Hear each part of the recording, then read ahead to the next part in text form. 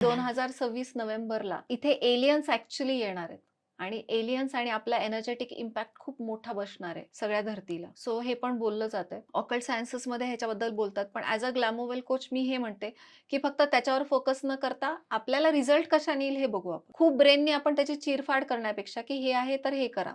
आता माझ्याकडे सायंटिफिकली 9 ते 10 एंटायटीजना काय करायचं हे सायंटिफिक टूल्स आहेत, ते आपण वापरतो. सो ह्याच्यासाठी समजून घ्यायचं असेल की कसं हे होतं, तर एक सोपी गोष्ट मी तुम्हाला सांगते. एक बंद घर असते, तर चोराला चोरी करणं कुठं सोपं जाईल? बंद घरामध्ये. पण तो चोर काय लगेच त्या बंद घरात जातो का? तो नाही. पहिले पाळत ठेवतो. बरोबर.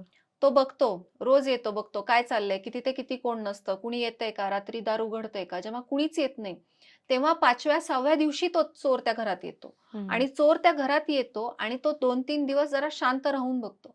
पण जसा तो शांतपणे राहतो, मग त्याला कळतं, की इथं तर फ्री वातावरण आहे.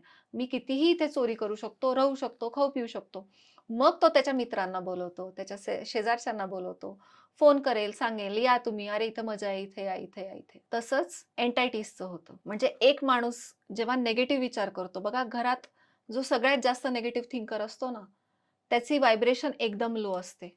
174 हर्ट्झ ही पेन फ्रिक्वेन्सी आहे. 532 हर्ट्झ ही हार्ट फ्रिक्वेन्सी आहे किंवा एकदम सुपर हाय फ्रिक्वेन्सी 936 हर्ट्झ ह्या सायंटिफिकली मोजल्या गेल्यात. जो लो डिप्रेशनमध्ये वगैरे असतात त्यांचे 20, 30, 40, 50 अशा फ्रिक्वेन्सीज असतात.